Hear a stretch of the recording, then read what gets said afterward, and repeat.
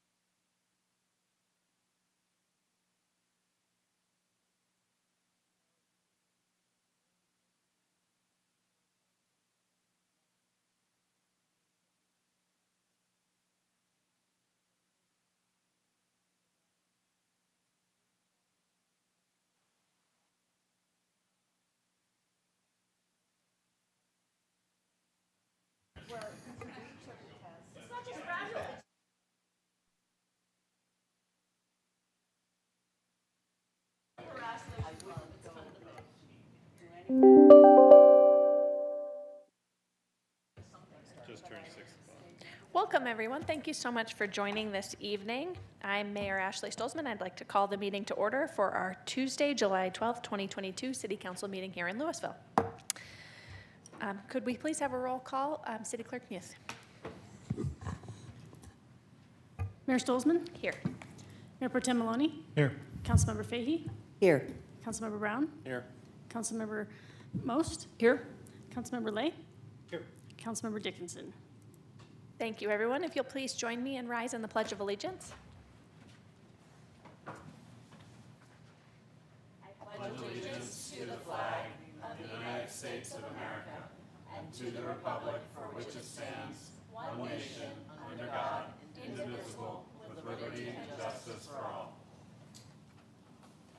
Thank you, everyone. Could I please get a motion to approve the agenda? Motion to approve the agenda. Is there a second? Second. Thank you. There's a motion and a second. Any discussion of the agenda? Seeing none, all those in favor, please say aye. Aye. Any opposed? Thank you, everyone. The agenda is approved. That takes us to our public comment period for items that are not on our agenda or items that only appear on our consent agenda. If there are any members of the public that would care to comment, please fill out a sign-up card and come forward, or if you're online, please dial *6 and raise your hand, and we'll get you in the queue. Or raise your hand by clicking the raise hand feature at the bottom of your Zoom panel if you've used the computer. Chief Wilson, you are first.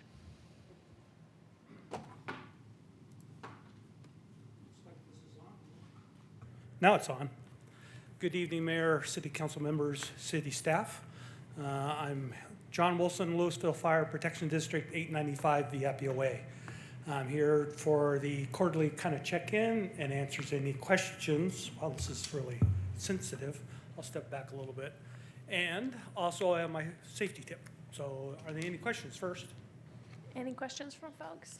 No, sir. Thank you. Okay, so my safety tip is close your doors. You can tell by the handouts that they gave you tonight is that closed doors really make a difference. So the first paper I gave you was close your door at night will help keep you safe from fire and smoke.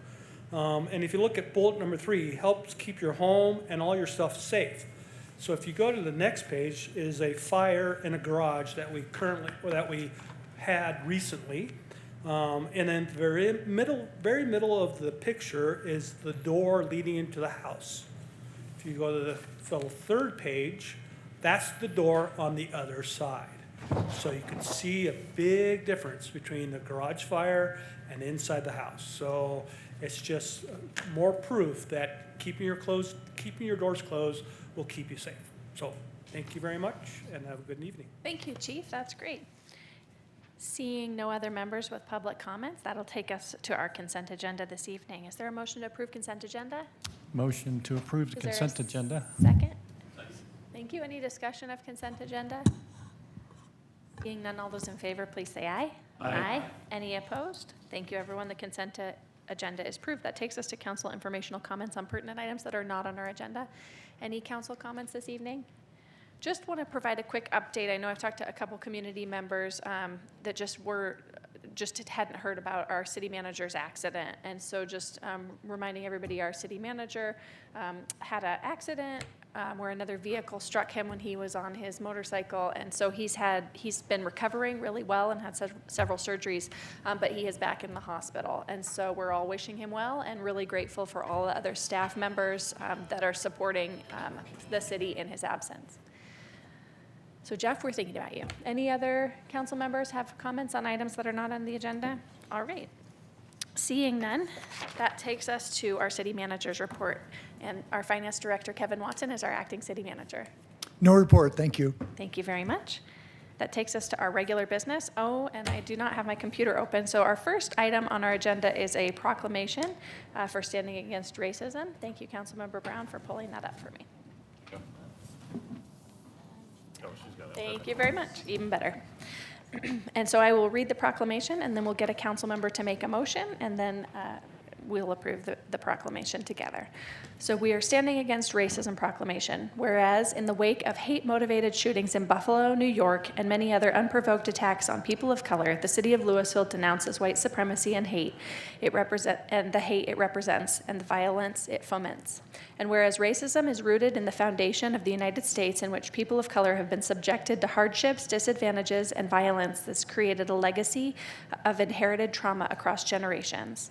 And whereas racism manifests in distinct ways across other social intersections, including gender identity, sexual orientation, class, disability, immigration status, and age, and collectively reinforces the racial hierarchy throughout these intersections, which weakens the strength of the entire humanity.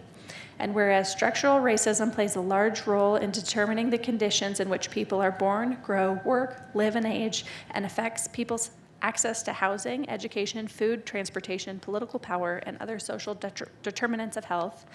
And whereas the city of Louisville is committed to eliminating racism in all forms, standing up for social justice and strengthening our community by embracing and welcoming people of diverse backgrounds as an important part of fostering a vibrant community.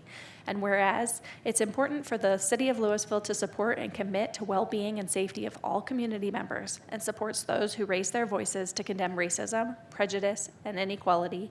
And whereas the city of Louisville is committed to ensuring the right of every citizen to enjoy life, experience equality, and live free from discrimination in an inclusive and just society, and doing everything in its power to promote racial justice. Whereas the city of Louisville will continue efforts to prevent hate crimes and investigate and document all credible reports of hate crimes, incidents, and threats. And whereas the Louisville City Council urges all sectors of our society and community to take steps to address and support areas that eliminate racism, prejudice, and inequality, and work together in a shared struggle to create a community where we're not afraid to speak difficult truths. Now therefore be it proclaimed that the City Council of the City of Louisville, Colorado, that the City of Louisville is committed to standing against racism and listening, learning, reflecting, reevaluating, and openly conversing about racism in order to address prejudice and inequality that may exist within the Louisville community and become a more inclusive society to ensure that every individual across the nation counts and can flourish without fear. Is there a motion to approve? I motion to approve a Stand Against Racism proclamation. Thank you. There's a motion and a second. Any discussion from members? Thank you very much, everyone, for taking those up. All those in favor, please say aye. Aye. Any opposed? Thank you, everyone. Our proclamation stands unanimously. That takes us to our next item of business tonight, which is Resolution Number 32, Series 2022, a resolution approving a planned unit development to allow construction of 15,597 square foot flex industrial building at 602 Taylor Avenue. This was continued from 6/21/2022. I'll open the public hearing and ask if there are any disclosures from council members. Seeing none, I'll turn it over to our staff, our planning director, Rob Zaccaro, for a brief presentation since we all had access to watch the Planning Commission video. Good evening, Mayor, members of City Council. Yes, I will go over a very brief presentation on this. The property here, it's about a 1-acre property in the CTC off of Taylor Avenue. And the applicant actually owns the property to the south, so they own and develop that property, and they're doing a very similar flex industrial development proposal, a 15,000 square foot building. This is the layout of the building. It's going to be on the north. There's one access drive onto Taylor, parking's on the south, and this is the architecture. It's going to be very similar to the architecture of that building to the south with different colored CMU block. And here is the landscape plan that is not showing up for some reason. Apologize for that. I'm not sure why, but you should see all kinds of beautiful landscaping here that is in the packet. They do have two waivers they're requesting. Oh, here's the landscape plan. Great. They do have two waivers that they are requesting. One is for the distance between access drives. So our industrial guidelines require 75 feet between access drives, both on the same side and across the street. They really can't meet that the way the driveways have aligned over time. We've had Public Works Engineering review this. We don't feel there's any real safety issues with the way things are aligned. This is kind of the best way to do it, all things considered with the current conditions. And then there is a landscape waiver on the north side. We do require a 10-foot landscape buffer. They are requesting that that be reduced. They are planting additional trees and other enhanced landscaping to justify the waiver. So we have provided recommended findings for all of the criteria that are in the staff report and analysis on the industrial design standards and guidelines for council to ask questions or discuss if they would like, but we've provided recommended findings. Planning Commission reviewed this on June 23rd. They are recommending approval with no conditions. The minutes and their resolution are in your packet. Staff's recommending approval. We'd be happy to answer any questions. Thank you. Are there any questions from council members? Councilmember Brown. Thank you, Director Sakara. I appreciate it. Can you tell me a little bit more about the landscape buffer? I know it's this 10 foot. You're supposed to have 10 feet wide, but we're not doing 10 feet. But we're doing dense. The proposal is for a denser shrubbery. Mm-hmm. So, is this standard? Have we done this before? And you know, one of the questions is like, if the building is too big for the lot, shouldn't they just make a smaller building? Like, why are we granting a waiver on this particular issue? I guess? Sure, yeah, I think that's a good question. I think that is an option, is you could shrink the building slightly. The applicant could speak to, you know, maybe why that may not be as functional for them. There's probably some consideration there. We have done some similar things. We did have a lot of discussions with the applicant about this, and part of the issue too is this egress. You could see there's kind of a sidewalk there, and so if that sidewalk wasn't there, you know, potentially they could meet a 10-foot buffer, but because of the way they're configuring it, you know, they do have to put the sidewalk there to meet building code, so they can't put additional landscaping, but it does come to how they've chosen to configure the lot as well. You can see here, let me just turn on the pointer. One of the considerations is they worked with staff is they do have kind of a storefront here, so to speak, and then a main entrance here. And then they have their loading dock here. We didn't want a pedestrian way that had conflicts with the loading dock. We didn't feel like that was safe. So some of their pedestrian connections actually go around this side of the building. So these were all just design considerations. There's no completely right or wrong. I think, yes, the building could be shrunk, and that is an alternative, and you could have the full 10-foot buffer, but that was kind of the thought process in the iterations with the applicant on how we landed on this design. I know that was excellent, Director Zakara. I appreciate it. I just wanted to know if this is a thing that we have typically done. I don't know that we've specifically done this exact thing, but I think on the property to the south, we have a very similar condition.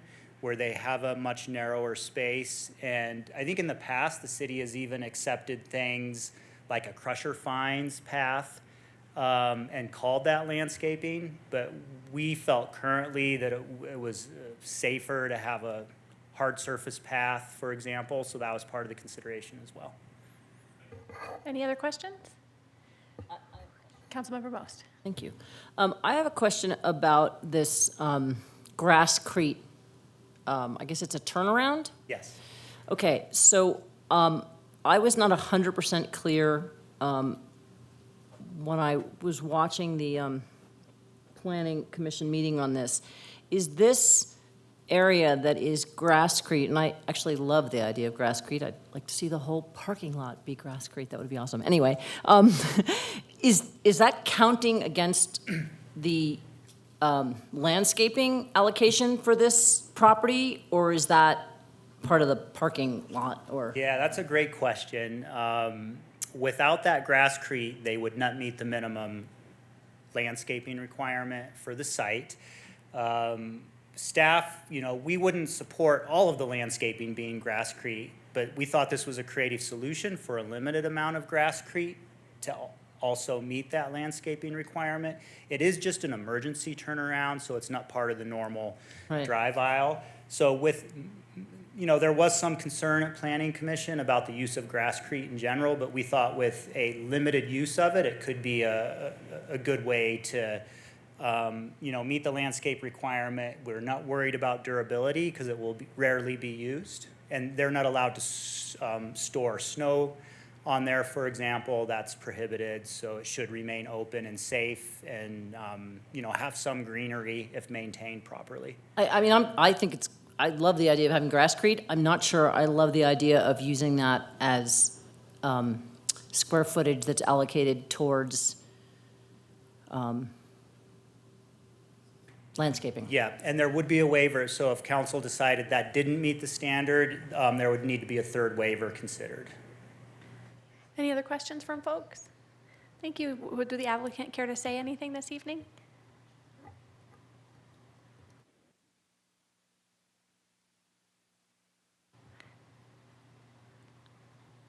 Hi, I'm Deepika Avanti. Thank you, Louisville City Council, for listening to our proposal. I'm the owner of this building, and this will be our third small flex building. These are quite small lots to be able to build anything on when you only have 1 acre and to get all the landscaping and the parking and the fire and exiting, so. It'll be split into 2 8,000 square foot units, well, actually less than that. Now, it was originally going to be a larger building, but because of how staff was interpreting the loading zoning, we had to put the loading dock inside the building and already cut out almost 2,000 square feet of our building so it wouldn't be seen from the road, which is a new interpretation by staff. We didn't have to do that on the past building to the south. But about 97% of all of our current rental tenants still miraculously live nearby and didn't lose their houses and are thriving. Many of the tenants even bike to work and bike over to Louisville for lunch.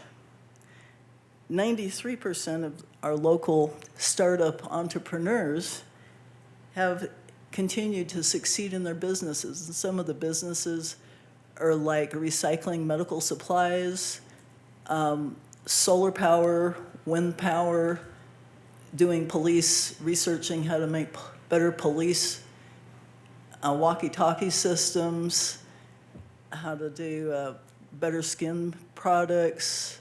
They're just lithium battery research, temperature control research, very innovative entrepreneurs. And a lot of them, they begin in the smaller spaces of our first building and then go into this building and the other building just south of this. But not all of them can afford to buy a space, and so we lease these spaces. And we've made them so that they're full of a lot of light and have all opening windows.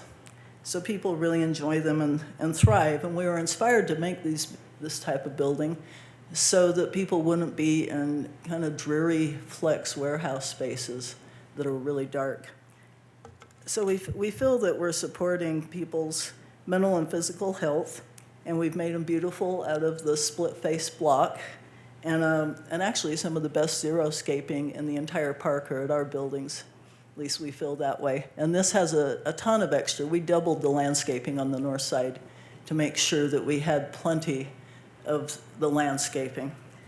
So we're excited to bring this vision to life for the small businesses of Louisville. Thanks for supporting us to provide rental space for these people. Thank you. Any members of the public care to comment tonight?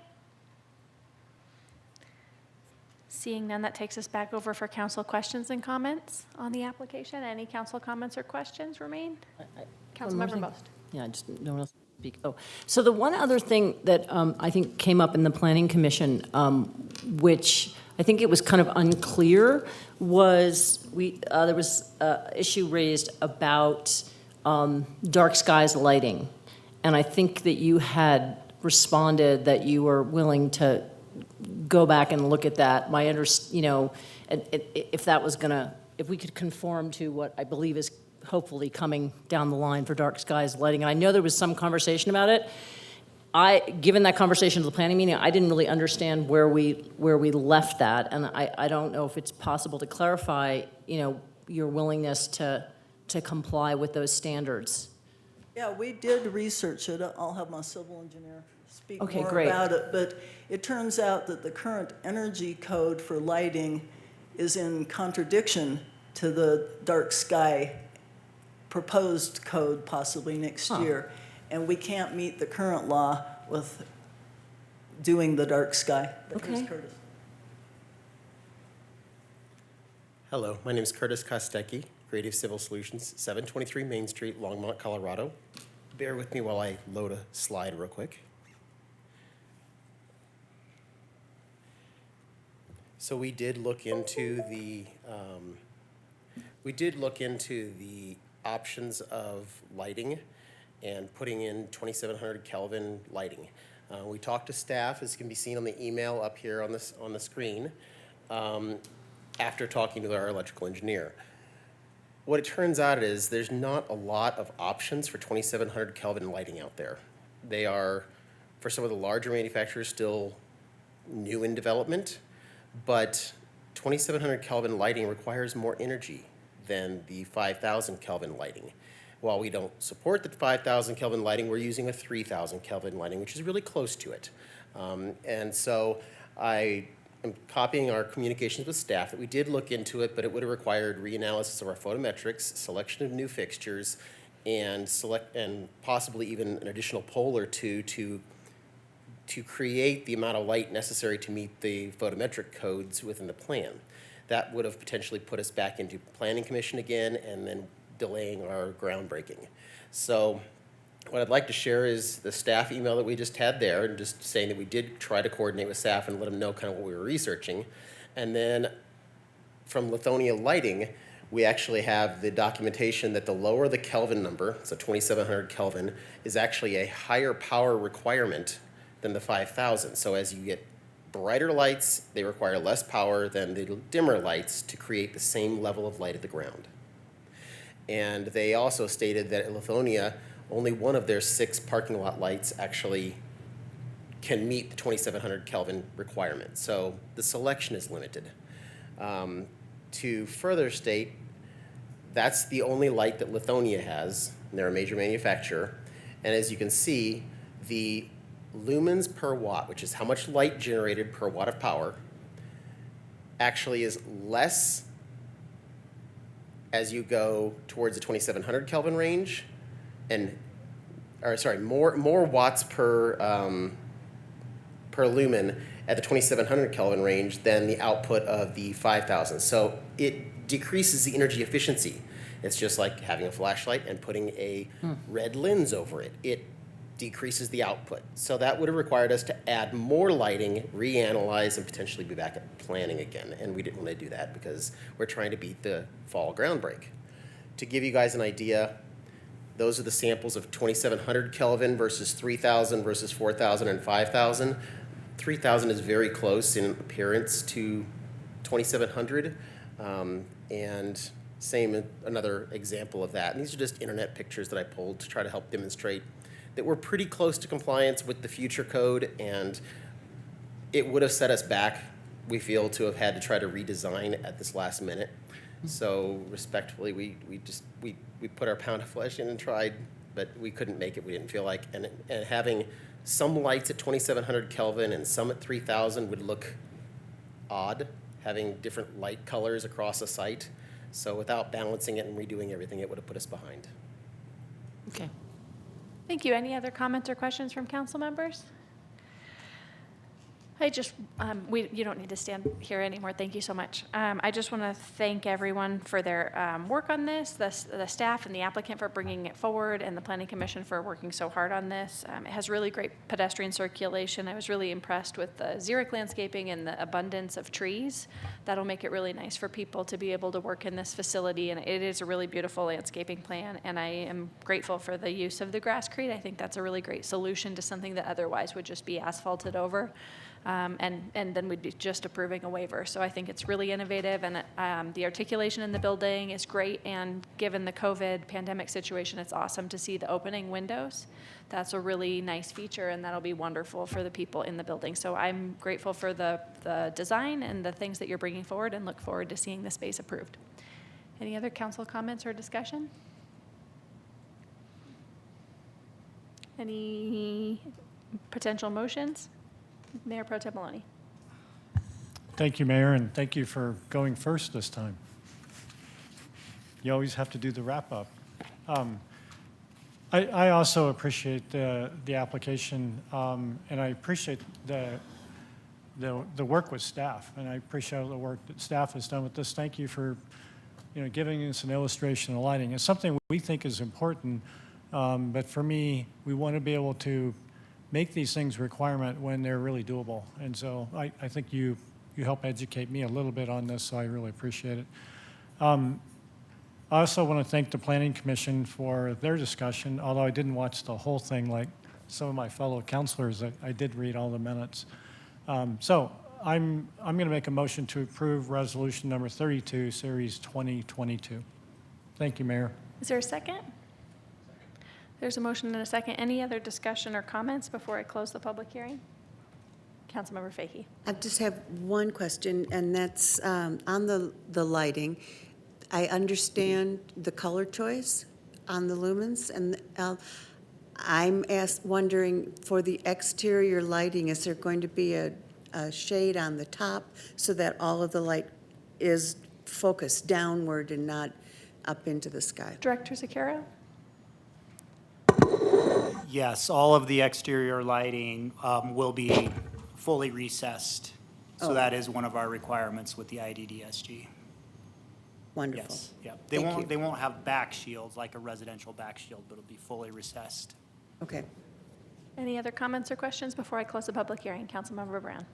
Thank you, Mayor. I just wanted to say that I find that this application meets all of the requirements for a PUD, and that I'm willing to grant the waiver given the accommodations that the applicant has made to try to make this, I think, the best space possible. So. Thank you. Seeing no other comments, I'll close the public hearing, and I'll ask City Clerk Muth for a roll call vote on the motion. Mayor Pro Tem Maloney, Yes. Councilmember Brown, Yes. Mayor Stolzman, Yes. Councilmember Most, Yes. Councilmember Fahey, Yes. Councilmember Lay. Yes. Thank you, everyone. Thank you very much. That takes us to our city attorney's report. I have no report this evening. Thank you. Thank you. That takes us to council comments, committee reports, and identification of future agenda items. Councilmember Brown? Thank you, Mayor. I appreciate it. I have a future agenda item that I'd like to add.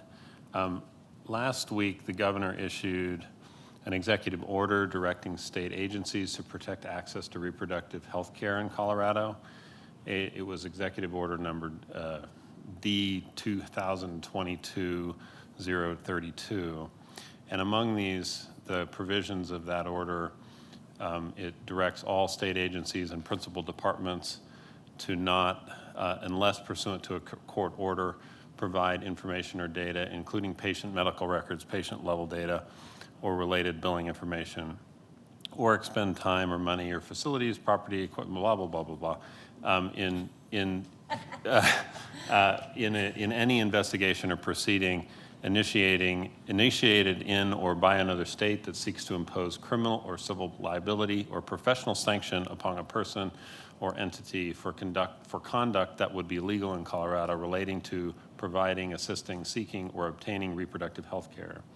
And there's a number of provisions within this particular, including that one, that I think that we as a city should also adopt through resolution. And so I would ask that the city staff work to develop a resolution in the model of this executive order, so that we as a city government can follow the lead of our state government in protecting access to reproductive health care in the wake of the Dobbs decision. So just looking around the group for if there are, 4 folks to support adding this to an advanced agenda. Mayor Pro Tem Maloney. And just to remind, I'm sorry to cut you off, just to remind everybody in this context, we're just discussing whether or not to add it if we could not get too much into a debate of the actual merits of whether or not you would vote yes or no if it came before us, just whether or not to add this. Mayor Pro Tem Maloney. I certainly support what the governor is doing in this realm. I'm just not sure what you're proposing a resolution would do. Maybe, I don't know, do we have a discussion before we have a resolution? Or I'm just not sure what, in our role as, city council, what a resolution would say and what impact it would have. I can, sorry. Councilmember Brown.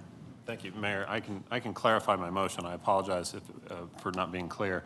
The purpose of the resolution would be to make it clear that this government, this city government, will not sort of participate unless there's a specific court order in providing data or information to other governmental entities outside of Colorado that would seek to criminalize people who are really seeking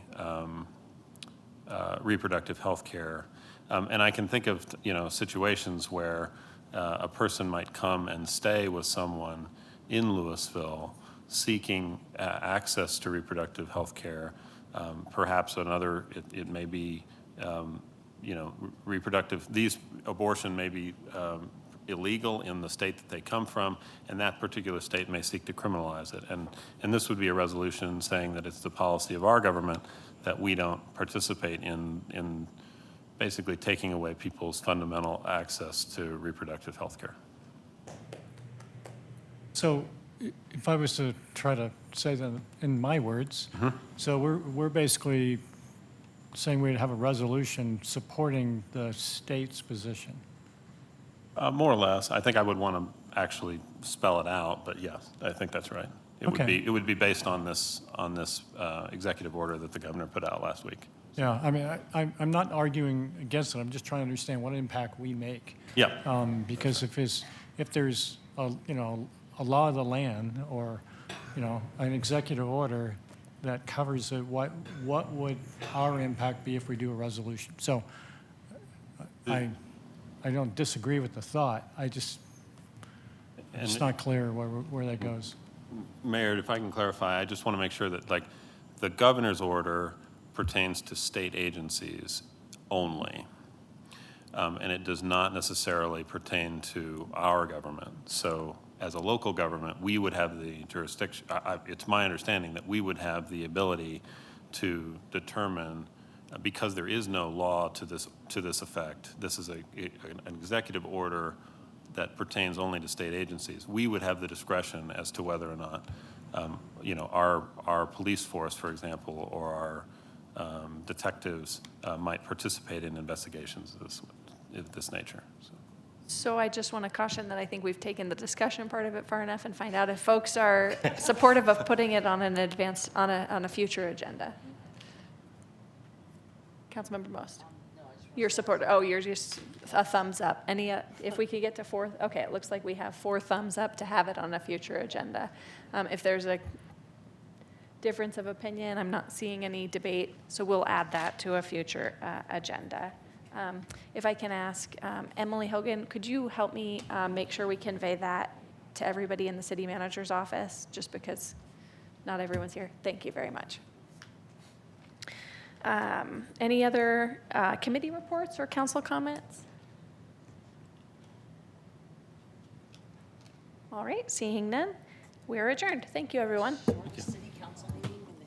The shortest one ever was 11 minutes. Was it? Okay. 6:30.